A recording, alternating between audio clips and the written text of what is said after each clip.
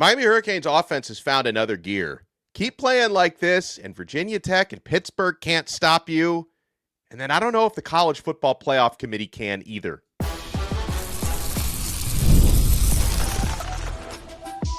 You are Locked On Canes, your daily podcast on the Miami Hurricanes, part of the Locked On Podcast Network, your team every day. I am Alex Donno, University of Miami alumnus, co-host of Locked On ACC and host of Postgame on the Hurricanes Radio Network. And thank you so much to the everydayers for making Locked On Canes your first listen. We are part of the Locked On Podcast Network, now the #1 sports podcast network. Today's episode is brought to you by FanDuel. Right now, new customers can bet just $5, and if your bet wins, you'll get $300 in bonus bets to use across the app. Download the FanDuel app today. There is a new crystal ball for Miami to land another flip in the class of 2026. We'll talk about it. We'll talk about the latest on the injury front. Mario Cristobal shed some clarity on that this week. But we have to talk about Miami's offense. And folks, if you remember, something the College Football Playoff Committee has been saying. Now, when their first rankings came out a couple of weeks ago, that was right when Miami was in their worst stretch of the year. They had lost 2 of their past 3 games at that point. They were coming off that very uninspiring performance against SMU, and the committee was asking to see offensive consistency from Miami.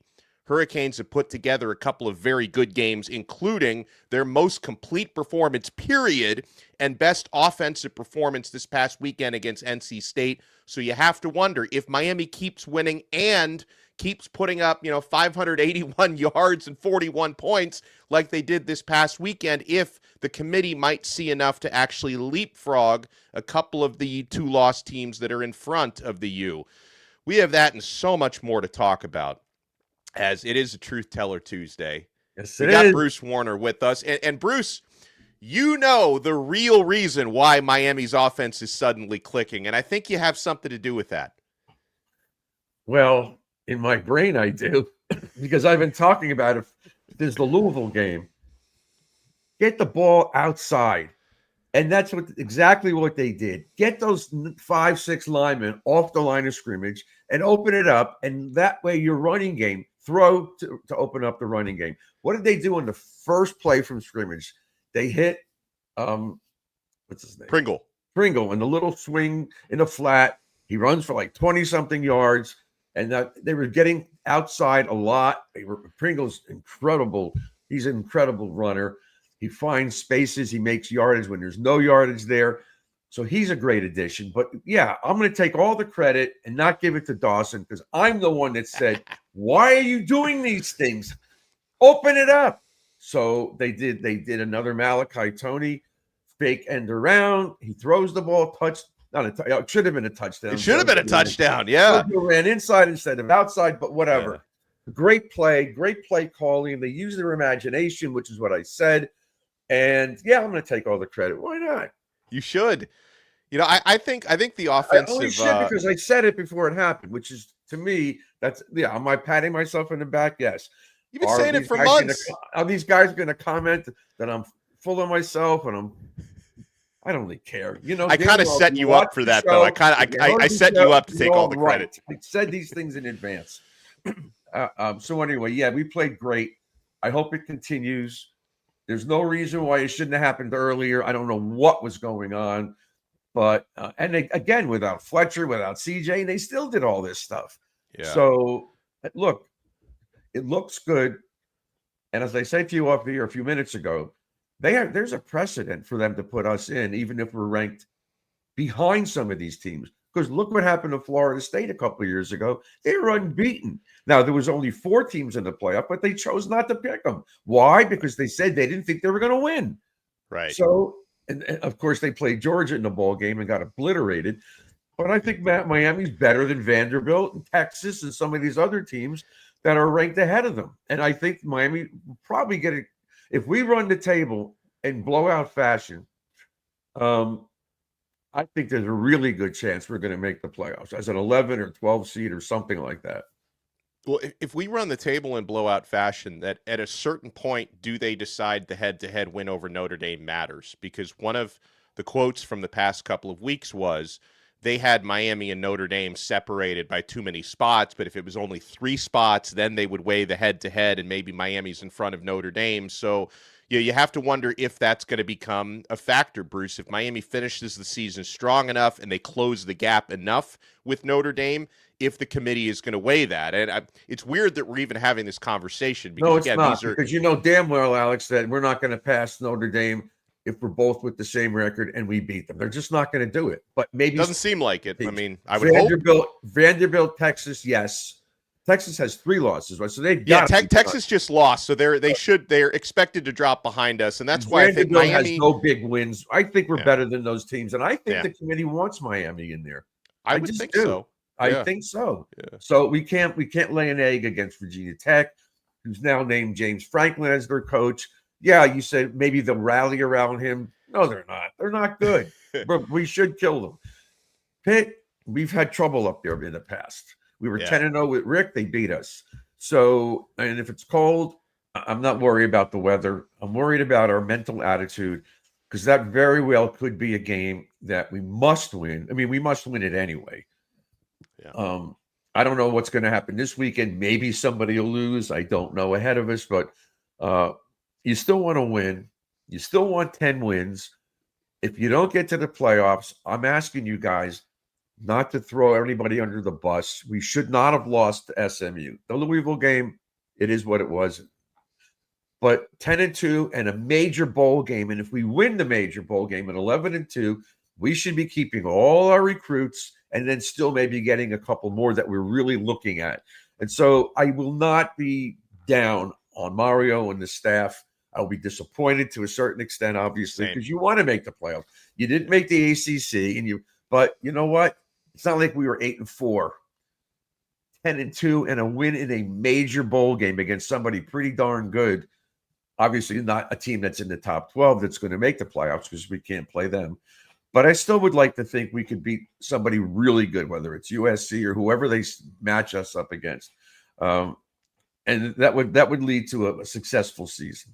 And then we have the kids that are committing in December.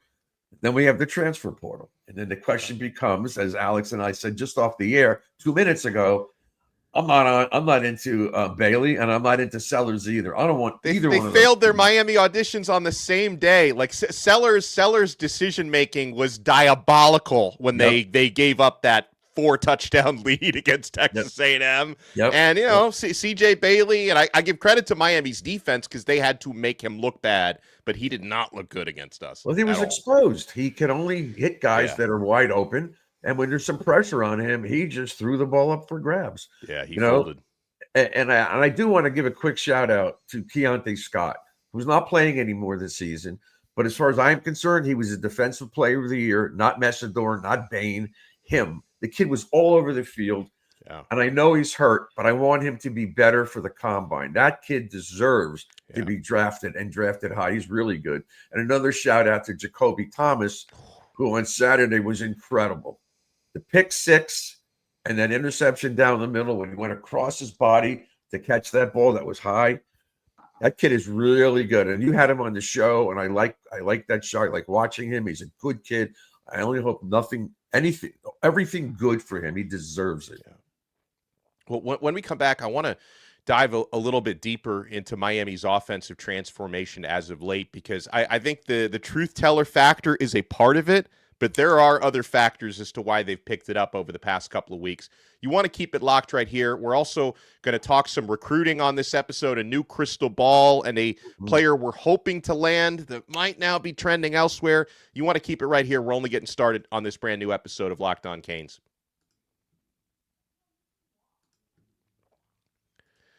Folks, the NBA is back, and there's no better place to get in on that action than FanDuel, the official sports betting partner of the NBA. Even if you missed the start of the game or you just want to ride the hot hand, FanDuel has live bets on everything from who will score next to fourth quarter comebacks. Plus, you can even combine your live bets into a same-game parlay for a shot at a bigger payout. It keeps every game exciting, especially when your team's making that late push. Right now, FanDuel is giving new customers $300 in bonus bets when your first $5 bet wins. So head to FanDuel.com to sign up and play your game with FanDuel, the official sports betting partner of the NBA. Thank you so much for making this Truth Teller Tuesday of Locked On Canes your first listen. We are part of the Locked On Podcast Network, which is now the #1 sports podcast network, and we're happy to be a small part of it here. No, you're a Locked On big part Canes. of it, my friend, because you are the best of these hosts, and your show is great. Your effort is great. The time and what you put into this show, you make it, and you've helped make Locked On be the #1 podcast. And you're right at the top of the list, my friend. I'm the small part. You're the part that's there every day, and you're the one that brings all these people, all this information. And I know how hard you work, and I've told you from the day I started on this show, I'm only doing this show because of you. Thank you. Well, and I love you, and I love having you on this show. And I, we were talking about Miami's offense, who I thought they had their best overall game this past weekend against NC State.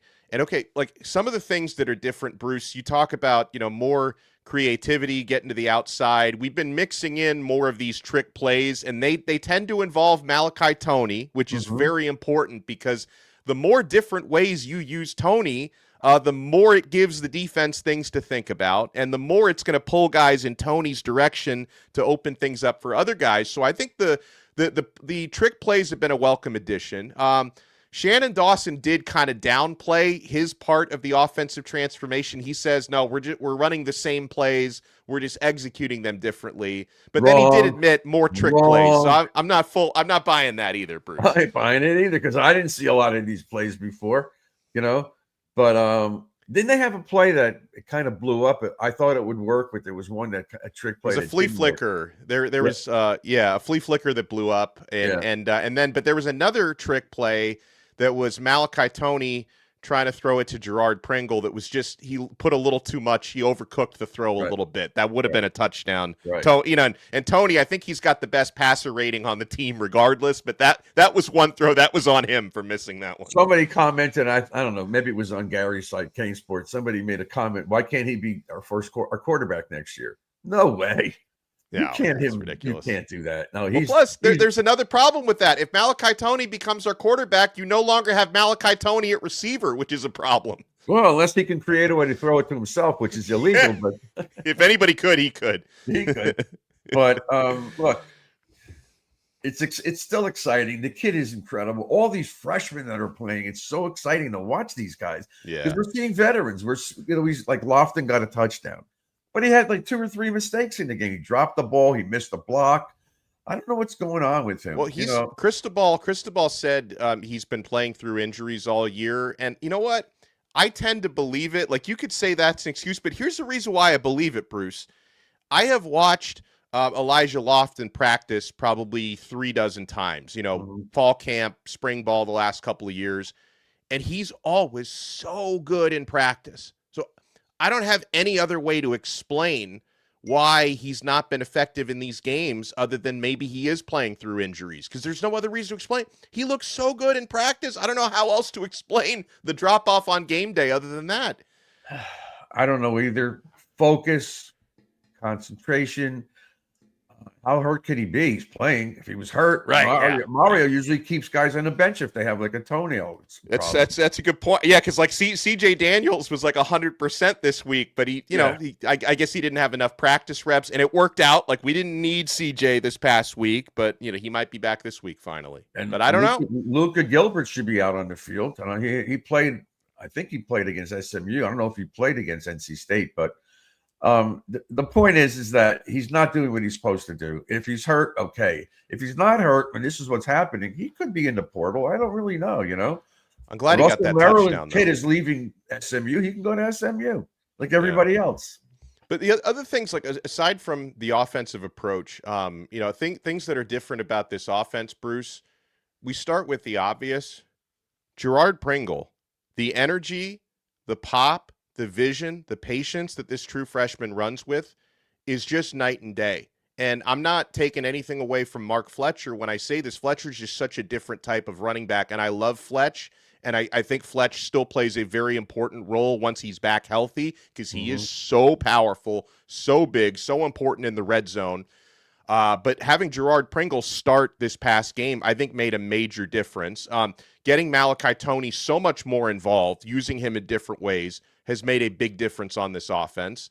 Mhm. But let me ask you, Bruce, assuming Fletcher is healthy again this week, and Cristobal has indicated he probably will be, do you start him over Girard Pringle this week if Fletcher's healthy? No, I don't. I think he comes in, he gets some carries. I don't know how hurt he was, but I think the answer is no. And I'll give you another name. I want to throw out Marion. Kanan Marion. Oh, he's doing really, really well and doesn't get much credit for it, but he's doing very well. Yeah. He's a good addition. He's playing very well. Yeah, Keelan Marriott's been Miami's leading receiver for the past couple of weeks. Yes. And we've started again to get Josh Moore more involved. His contested catches, he had a big one this past Saturday. And Shannon Dawson noted on Monday that Miami won every 50-50 ball and every contested catch, and I think that's a testament to these receivers, right? When you've got a guy, I mean, how many catches this year? At least 3 of them where Josh Moore just basically steals it over the top of the defender's helmet. Like, that's such a great skill set, and I want to see more of him these next couple of games. That's why I keep saying you get him one-on-one on the outside. Just throw the ball up there. What are you hesitating for? Meanwhile, he got hurt. I don't know anything about his injury. I don't know if he's out this week. He left. I think he's okay. He left the game late. I don't know. We'll find out more obviously at the end of the week, but I don't know if that's a long-term thing. I don't think it is. Well, Mario talked about injuries, and I know he talked about the guys you mentioned, but I don't know if he said anything about Josh Moore. I don't believe so. Supposedly CJ's back, but we'll believe it when we see it. Yeah, let me give you a quick rundown. Cristobal, he has confirmed that the Keionte Scott injury is significant.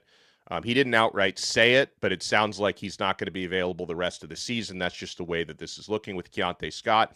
But he did say that Mark Fletcher and O.J. Frederic are trending great to play this week. And that's a couple you might have back, and hopefully David Blay as well. In his absence, Ahmad Moten got some snaps last week and played well. Justin Scott, Bruce, has been awesome these last couple of games since he's had to step up and get more reps. And so has Armando Blunt. He's been in the backfield a lot too. Yes, sir. Yeah, he's in on the tackles. So he's getting better, and he's young still. He's raw, but he's young, but he's aggressive. That's what you need. So nothing about Josh Moore. Then I guess he's okay. I don't believe so. Yeah. All right, then maybe he's okay. Yeah. I don't even know what the injury was, whether he got the wind knocked out of him or he hurt his leg. I don't know. He landed hard. He had that big catch, and he landed hard on something. I don't remember if it was the shoulder or the leg or something, but he went up, and then it did. It was a very rough landing, is from what I recall about that. But I have to go back and watch the clip. So you were talking about this Cristobal with this Mueller kid. Yeah. But now you were telling me that you don't know if we're going to get Blake Stewart because he visited Georgia. Look, I don't know. Hold on, you're blowing my tease, Bruce. I wanted to get to that when we come back. Okay. So you're come back. We'll get to that and more. Listen, that's why I don't host the show. Telling me, man, we're trying to be the #1 podcast network here, and I got my man blowing up my format. You want to keep it locked right here. We're not done yet on this brand new episode of Locked On Canes. Thank you so much for making Locked On Canes your first listen. We're available free wherever you get your podcasts. We're free on YouTube. We're part of the Locked On Podcast Network. Your team every day. Yeah, so Bruce, Colorado committed tight end. He's about 6'6", 250 pounds. He's got a 6'11" wingspan. Gavin Mueller, he visited Miami this past weekend. He took in the NC State game live, and since then, Steve Wiltfong from On3 Sports, the Fong Bomb, he put in the prediction for Miami to flip Mueller from Colorado. I think they really want to pair him up with Izzy Briggs, who's the other tight end that they have committed for the class of 2026. So this morning, Bruce, I went down my Gavin Mueller rabbit hole. He's from Illinois. He's now the #1 player in Illinois and the #4 tight end in the country. This dude, first of all, you can see that wingspan. When you talk about making contested grabs, you throw it up, Gavin Mueller's going to catch it. He's got really long strides, like he moves deceptively fast for a guy his size because of the strides. And also, at his high school program, they use him in a lot of different ways. They line him up as a wildcat quarterback sometimes. So, again, I don't know how much of that he can do at the college level, but it's in his bag of tricks. This is another guy, not to say he and Malachi Toney are the same, but this is another guy that you can use in a variety of ways and line him up at different spots. So you know what this reminds me of? Jimmy Graham, 6'6", And he also plays basketball, this kid. wingspan, goes down the field, makes Yeah. catches when other guys can't. So, if we can get another Jimmy Graham, Yeah. except Jimmy only played 1 year, but if we can have someone like that for a couple of years, that would be pretty darn good. Listen, we're really loading up with a lot of talent. We really are. Now I'm somewhat concerned about the secondary for next year. Not that I want to get ahead of ourselves, but I'm worried about the quarterback position because the two guys we saw, I don't want either one of them. And, Sellers Beck's and going to Bailey. be gone. Yeah. So, all right. So let's say I interrupted your flow. Go ahead. Yeah, what the heck? What the heck? So, yeah, you were also asking me about Blake Stewart, the former Clemson safety commit. He decommitted from Clemson a couple weeks ago. Since his decommitment, like the big early trends were kind of Miami battling with Vanderbilt, right? It seemed like Miami surpassed Vanderbilt. Miami starts to land crystal balls for him.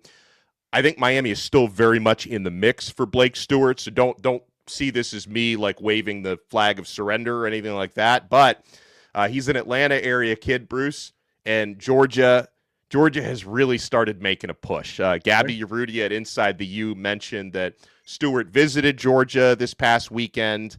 Their big win against Texas. Georgia, they kind of got into this one late, but, he probably grew up cheering for that program and he's in the area. And to take nothing away from Georgia, it's a fabulous program and all of that. They're going to be really tough to beat here. And apparently from the Georgia insiders, there is some optimism that UGA could be the spot for him. So it looks like Miami's going to be battling UGA. And I know Miami really wants Stewart, that they really want to pair him with J.J. Dunnigan that they just flipped from Kansas a week or two ago. So they really want this young man. Any idea if he's been here since he decommitted from Clemson, or you Yeah, don't know? he came to the Syracuse game. Okay. Yeah. All right. So he was here for the Syracuse game, then he was in Georgia a week later. And where was Georgia during the year of recruiting with him? Because he picked Clemson. Were they like next? Were we next? Because if they came out of left field, I could understand he's from Atlanta or whatever. But I think we were, if memory serves, I think we were above Georgia behind Clemson. Yeah. Right. I thought so too. All right. Well, we'll see. Look, if he comes, he comes. I'd love to have him here. You can pair him with the other kid, but I would pair him with Bryce, because Bryce that kid has tremendous vision from the secondary. He sees things, he gets to the ball, he doesn't take bad angles, he's a pretty sure tackler.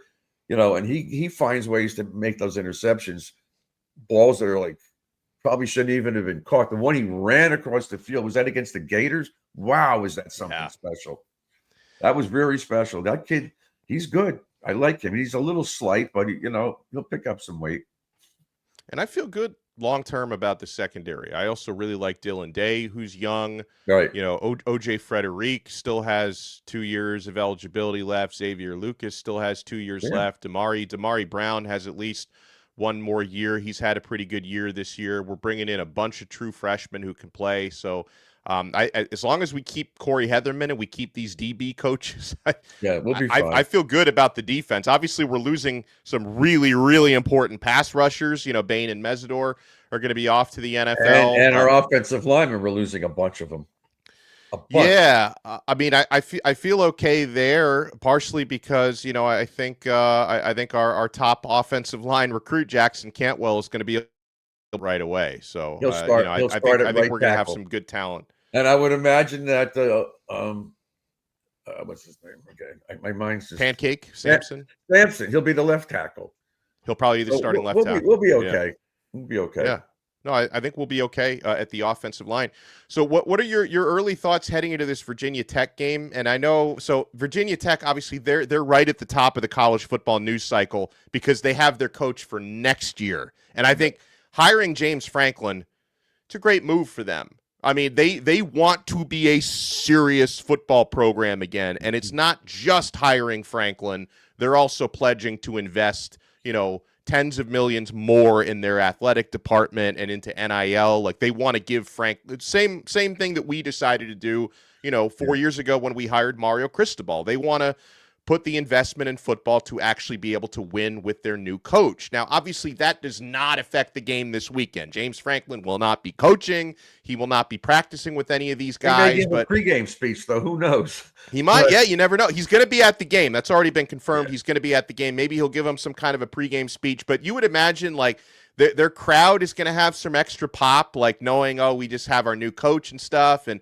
I don't know, maybe their players. I mean, Miami should still win this game easily. I'm not making excuses, but I would imagine their players know they're auditioning with their new coach in attendance. So Miami is going to be their Super Bowl this weekend. I agree, but I watched them play Florida State. They were horrible. Yeah, they have no offense whatsoever. The quarterback is a big kid. Yeah. But he could scramble and get a few first downs. He's kind of like the South Florida quarterback, a big kid, but he's not that talented. The receivers aren't talented. They're not that good offensively. They're fair defense. They're not. They've always been good. They've got a pretty good running game, but we shut everybody's running games down. Right, I mean, we shut down Jeremiah Love week 1. You know, this Hollywood Smothers is a good running back. We held the kid to -2 yards. So we can shut their running game down. But they didn't even try to run the ball. They were abysmal. Yeah. But I think we beat these guys. I'm not sure we're going to score 40. I don't really know what our thought process is coming off this game, but I still think we should beat them by at least 2-3 touchdowns. At least. They're not good. I don't care who's there, you know. So I just think we're going to win this game rather easily than get ready for the Pitt game. Pitt is pretty much out of it now. They have nothing much to play for except. Well, no, Pitt is still in it for the ACC championship game. But remember, their coach said we don't care if Notre Dame beats us by 100. They're only thinking about their conference schedule, so they still have the ACC championship to play for. I think they play Georgia Tech this weekend. Yeah. So if they beat Georgia Tech and they beat us, they're in the ACC championship game. They have everything to play for. They're not beating us. I don't even know if they're going to beat Georgia Tech. It doesn't matter anymore because Tech is behind us, correct? Even though they only have one loss. They are behind us. And by the way, I know everyone loves to bash Mario Cristobal, and they act like Brent Key, the coach of Georgia Tech, is the second coming. So Georgia Tech lost to NC State, who we destroyed. Mm-hmm. And did you see Georgia Tech against Boston College? Like they are 1-10 Boston College. They almost blew it. They were leading the entire game. Yep. And Georgia Tech, suddenly their defense can't stop a nosebleed. I think Miami has the most talent in the ACC. And I think if we win the next 2 games and we get a little help, even if we're on the outside looking at, I still think we have a pretty good shot because we're more talented than these teams. And those teams don't want to play us. Now, if the committee does it right, which is what they did with Florida State people could hate my guts. But, yeah, they were 13-0 and should have been in the playoff. But they said, you're not good enough anymore without your quarterback. So they could do the same thing here and say, Miami had a little blip against SMU. Louisville's a good team, but we're putting Miami in here because we think the nation deserves the 12 teams that we think are the best at this moment in time. Yeah. And that's why I think we have a shot. And it's obvious that's how they do it. It's very much based on vibes. It's as much based on vibes as it is on data, right? Yeah. They want to get the 12 teams in there that are going to make them the most money is how they want to do that. Well, thankfully, well, not anymore. They had the computer in 2000 when Florida State got ahead of us, even though we beat them head-to-head. But if this was human beings doing it, they would never have picked Florida State over us. Never. We beat them. Yeah, but human beings have their own biases, though. Like, some human beings are not fans of Miami, and some human beings overrate Notre Dame because of that brand. And I think the computers have gotten better, Bruce. This is no longer the 2000 dial-up BCS computers, because I asked the Grok AI yesterday how Grok would rank their top 12, and they had Miami number 7. So I'm ready to hand it back over to the computers. Well, it doesn't work this year. But I hope these people don't have the biases. You know, you got to just do what's right. We lost to SMU. You could say we beat Notre Dame, but we blew it against SMU. So you just can't sit there and say, well, we're better. Well, we didn't show it. We have 2 losses already. We need a little help. But I think if we win the next 2 games, I think we are going to get in there. I just think we'll be 11 seed or something like that. Yeah, well, when the rankings do come out tonight, I'll try to do another reaction episode. I've been doing that the last couple weeks. I think people appreciate it, so we'll see. Miami moved up to number 14 in the AP poll. I would imagine we're going to be either 14th or hopefully 13th in the CFP poll that comes out tonight, but we will find out. Huge thank you, as always, to the Truth Teller for bringing it strong.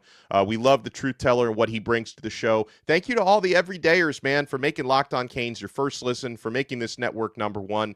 We will talk to everyone next time on another episode of Locked On Canes. We are part of the awesome Locked On Podcast Network, number one, and your team every day.